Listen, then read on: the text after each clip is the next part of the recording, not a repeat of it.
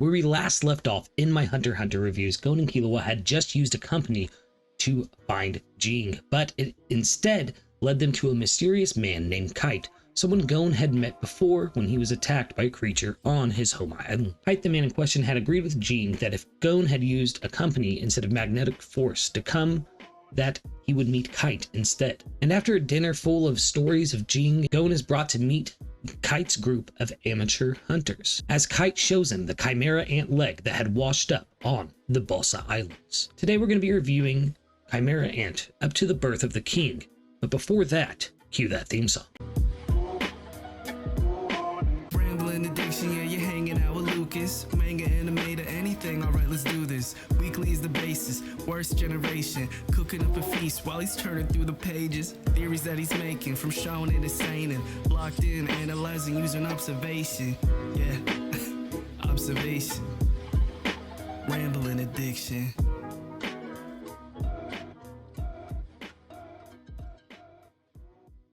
Hello and welcome back to another episode of Rambling Addiction, the series where I talk and you listen. Tonight we're going to be, as I said, covering the Chimera Ant arc of Hunter x Hunter, and due to its length, I will be splitting this review up into two videos. Now, I know, that always sucks, but you only have to wait about 2 weeks for the second part of this, and I promise you're going to want to lock in for both of these. Picking up where we left off in my introduction, Kite and his group of amateur hunters explain that they found the leg on Balsa Island, and they go to survey the shore where the leg was found, but find no signs of the Chimera Ant Queen. And with the size of the leg, Killua guesses that it must be big enough to consume a human. With this, the group then returns to Yorknew, and I love this. I love getting to see past locations in an anime, like going back and seeing familiar grounds, you know what I mean, even when things have changed. Yeah, and it's really interesting to see how things have changed in such a little time. That said, while here, they investigate a map and surmise that the queen is in the NGL, a country that is known to kind of turn their backs on the rest of society, very closed quarters. This could be beneficial to the hunters as they could keep it contained if they need to take out the queen, but getting into the NGL is tricky, with only Gon, Kite, Killua, Stick, and Podunga being able to gain entry into the country. Now on the European continent south of the Balsa Islands is where the Chimera Ant Queen has washed up, and we see that she is feeding on multiple animals. With this, she gives birth through a process called phagogenesis, which allows her to adapt whatever she ate into her offspring. But the queen, she hungers for more, and this is where we enter two children known as Kurt and Rena. And not to break the good flow I have going right now, this is one of the most traumatic scenes I've ever seen in Hunter x Hunter. I'm just gonna say that now. Just to kind of break it, if you are familiar with the arc, which if you're watching this, I assume you are, Kurt, you know, being extremely protective of his little sister and wanting to do best by her. And then seeing him trying his best to fight off the crab chimera ant and ultimately failing to not only save his sister, but to keep his own self alive as well. Just heartbreaking, if I'm being genuine with you guys. It really upset me. And one of the hardest times I've ever had getting through a Hunter x Hunter episode was this. But because of the Chimera Ant Queen being able to eat Kurt and Rena, she gives birth to the first Chimera Ant capable of speech, Colt. My queen.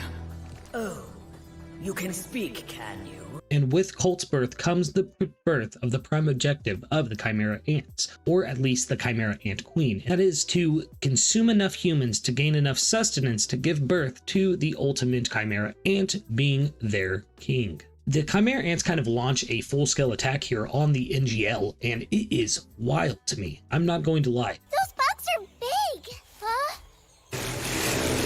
They will go into the village and take women, children.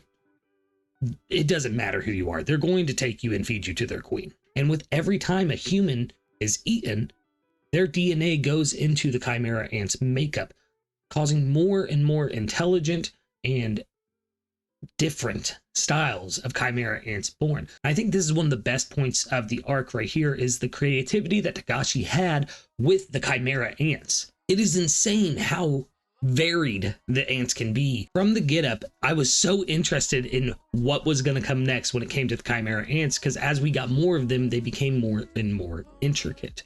And of course, finding out later what comes next. Oh, and also, Pokol and Ponzu are back. Let's go. I was so excited to see these two, and it was wild to like see other hunters that we had not seen really since the entrance exam for our core 4 was awesome. I really liked this, and I was hoping so much that I would get to see a lot from them in this arc, but of course,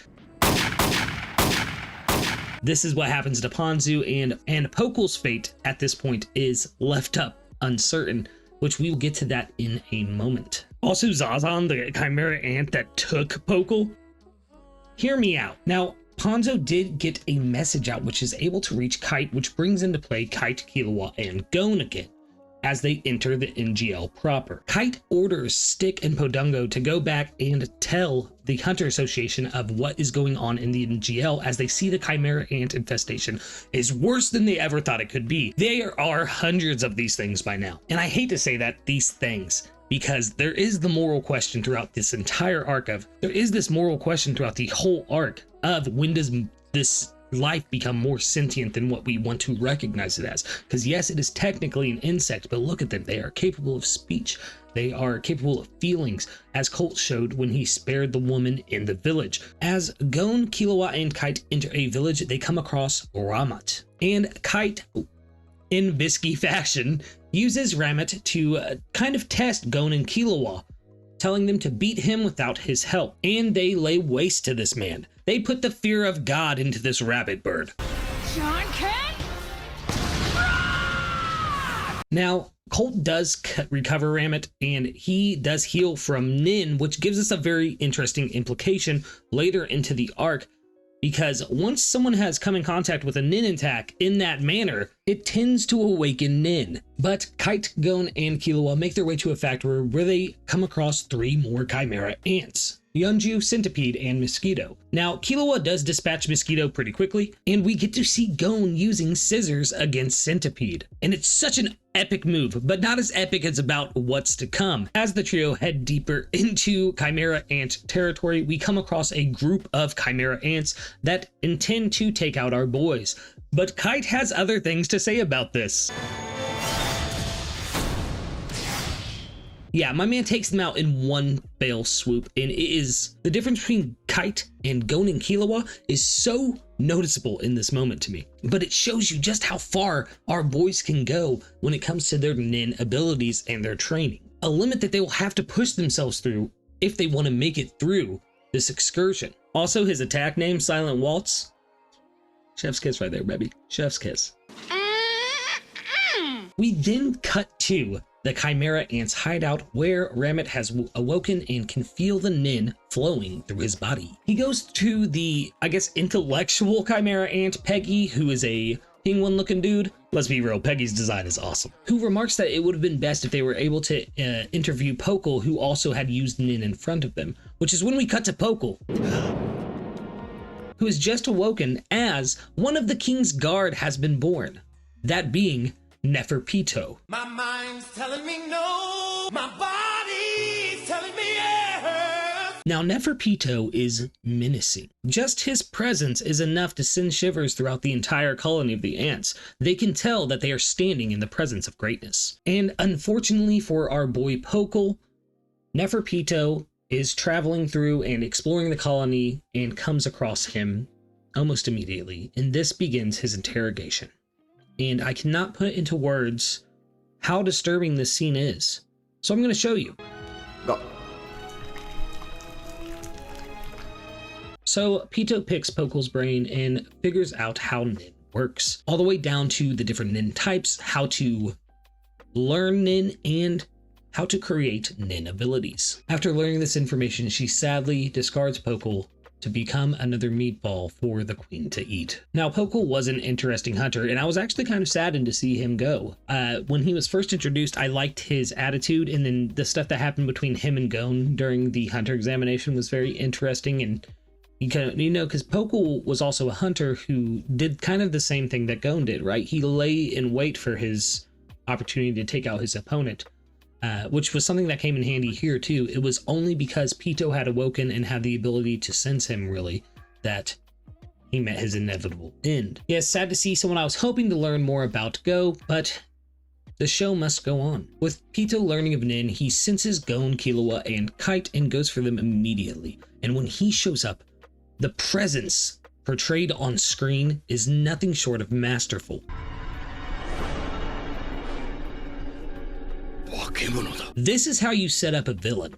And Pito's not even the final villain of the arc, but this sense of dread that fills up the party as Pito lands, and then Kite turning to the boys and saying, "Get out of here." Gon not wanting to leave. Kite, who he has now grown fond of and sees as a mentor, must be knocked out by his best friend and carried out of the country, leaving Kite to fight Pito alone. In this moment, my heart broke for Gon, if I'm being honest. Gon he's not a big head impy protagonist, but he is at the same time. He has a lot of heart and a lot of depth to that heart. He loves the people he loves, and he cared deeply for Kite. This was someone who quickly became his friend, someone who knew his father and could tell him about him in ways that no one else could. And you could feel how desperate Kite was to get those boys out of there in the moment. It was perfectly written and perfectly delivered in the anime as well. And I think the best way to bring us up from such a sad note is to enter 3 goats. That is right, as Killua brings back Gon to the entrance of the NGL, he encounters Netero, the head of the Hunter Association, Morel, and Nav. An extermination put together by Netero to take out the Chimera ants. Oh boy, the aura that comes out of the introduction of Morel and Nov, because we met Netero before, of course, during the Hunter examinations and everything, but whoo boy, I was not ready for actual Netero to come into play, y'all. Not at all. Especially what happens in the second part of the arc, but we will get to that in the next video. And just to jump ahead a little bit, I love both of their power sets. Nov's room system is just insane. The way he creates a space out of Nin that he can store things and himself in and create multiple doors to. Such a cool power. Such a cool power. And Morel's control of his smoke is also just as amazing. My man is surveying a whole city with his lung capacity. Netero gives Gon and Killua a card and tells him that the other half belongs to Morel's apprentices, and they must beat them to gain the other halves and gain interest back into the NGL. It is the only way for them to prove that they are capable of doing this mission. We also meet Nov's apprentice, Palm.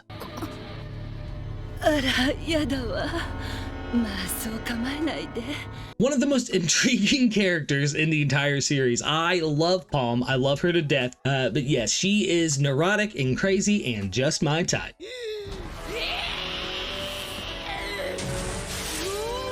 They go to a nearby town where BESTIE does reunite with our duo, and BESTIE comes in and starts training immediately. Also, her looking at dirty magazines the entire time she's training them, I just can't.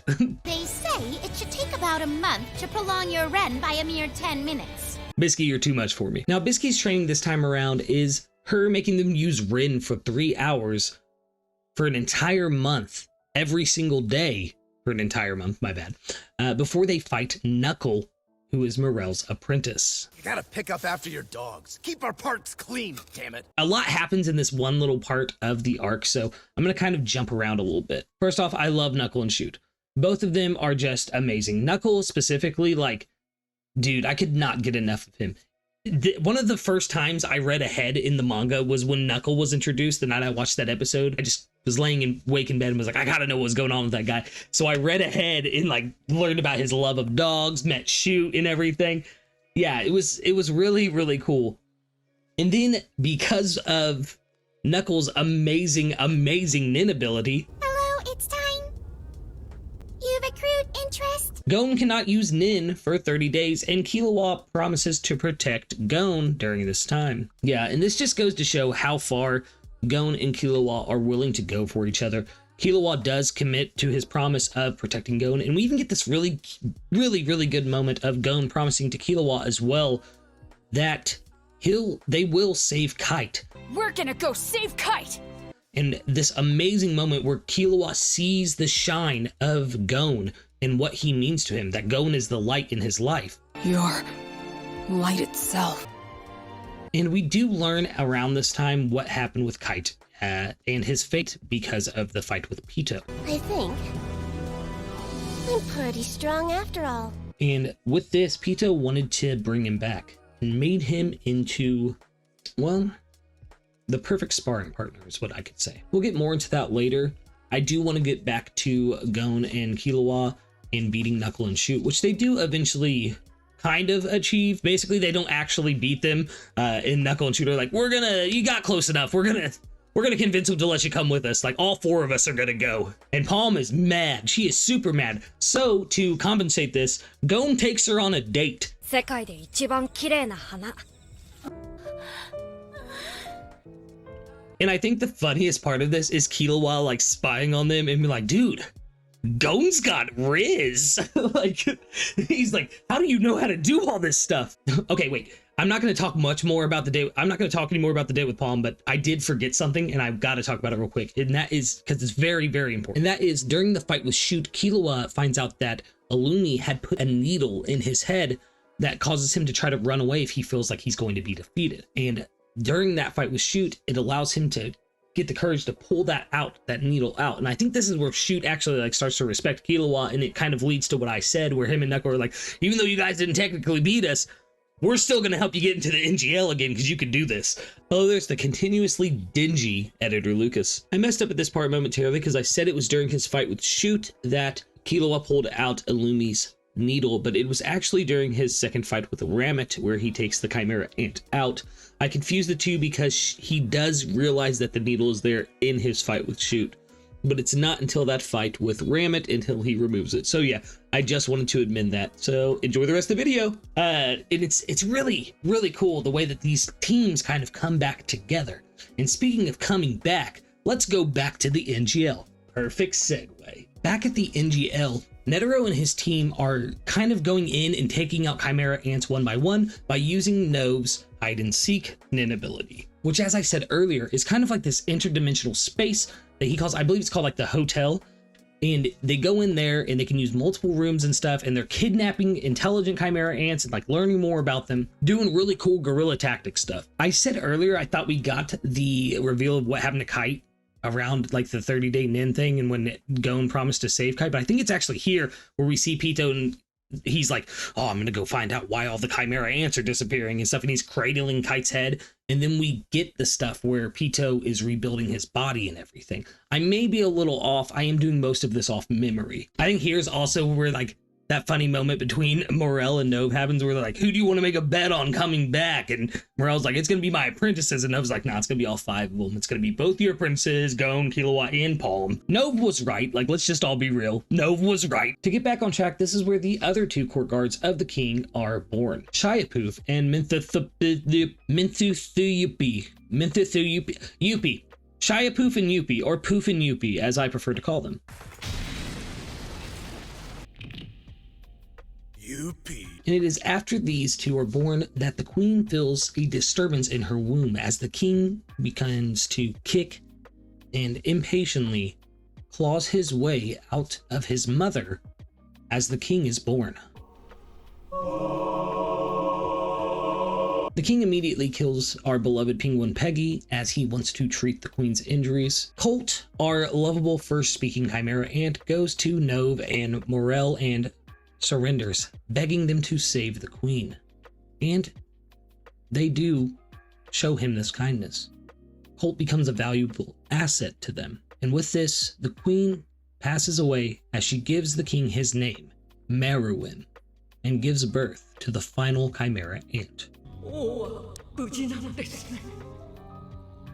I actually did kind of feel sympathetic towards the queen as she passed, more so towards Colt, as you could tell he was starting to remember a lot of the things from his human life, which is something that did come up a lot throughout the arc, was how much of being human do the Chimera Ants really remember? And it's something we'll get into even more so in part 2. So Gon and Killua return to the NGL and find out that Kite's body has been recovered. This was heartbreaking to me. I think you guys saw that coming, like me saying that coming, because I said that, you know, Gon and Kite's relationship was really well portrayed in the beginning stages of the arc. And to see him react to his friend, someone he saw as a mentor, someone that he really, really cared for, if I'm honest, in that state, and just wanting to get them back to normal. And Gon is not a character that is easy to watch break, because we hadn't really seen him break until now. Even in his fight against Hanzo or Hisoka, he still stood up and stood proud. And against Kite, it was hard, right? It was hard to see him trying so hard to see if any of his friend was left in there. And you could almost see him coming to the realization that he wasn't, even though he wanted to be that ever hopeful Gon that he is. So in closing on the Chimera Ant arc, at least this first half of it, I think Togashi really did a very, very good interpretation of the brutality of nature. Animal instinct in the animal kingdom as a whole is a brutal place, and the Chimera Ants are an amplification of that. Not only that, they're given the intelligence, or even in some cases above intelligence, of humans, making them an even formidable predator. I think Togashi came out in full spades here and showed just how emotional of an arc he could truly write. And not only is it action-packed, which is something that is very, very beneficial to any shonen, like you want that good action, but it also hits you in a very morally gray area, if I'm honest. Something that is even more prevalent in the second half of the arc, after the birth of Meruem, is the question of who is really the bad guy in this situation. Yes, the Chimera Ants went out and gorged themselves on humans to repopulate their numbers, but that was just their nature. And as they grew more intelligent, like with Meruem and what we see in the second half, it truly isn't.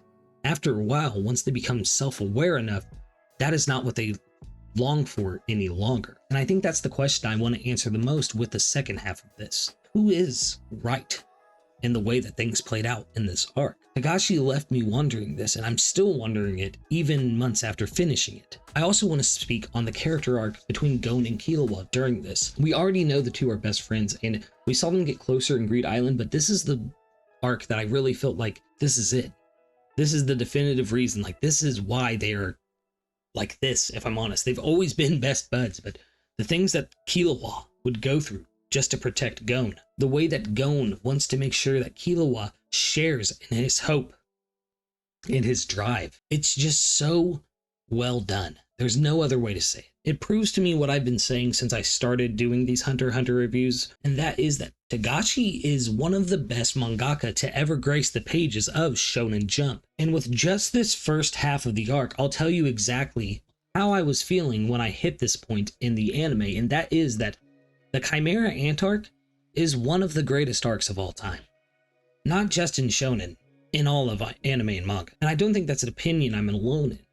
I think a lot of fans of not only Hunter x Hunter, but anime as a whole in a genre who have seen Hunter x Hunter can agree with that. The pacing is amazing, it is extremely well written, and I cannot wait to get even deeper into this arc and give you my full thoughts on the entirety of it. But for that, you'll have to wait for next time. So yes, I have been StrawHatLucas. If you've made it all the way to the end, I really, really appreciate it. I love talking about Hunter x Hunter, and if I'm honest, I may or may not be in the last 30 chapters of the manga right now. So yes, very exciting things to come, and I will be getting caught up to date and probably doing a live stream or some kind of community discussion with you guys about how I feel about the current arc in the manga, right? But yes, once again, I've been StrawHatLucas. Make sure you like, comment, and the big one, subscribe, please. It is the best way to help out smaller channels as myself, other than engaging with the content. But more importantly than anything else I've said today, I want you to have a wonderful, wonderful night.